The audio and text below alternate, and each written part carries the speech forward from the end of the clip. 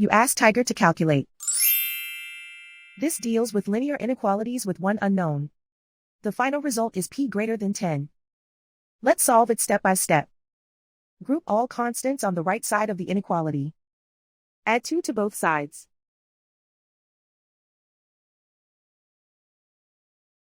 Simplify the arithmetic.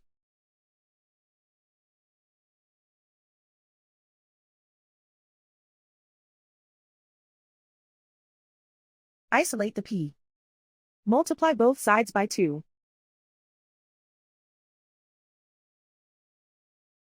Group like terms.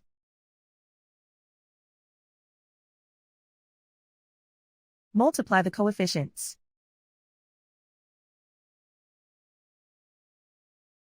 Simplify the fraction.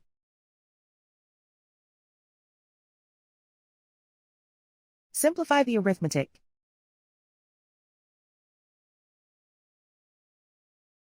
Plot the solution on a coordinate grid. And so the final result is p greater than 10.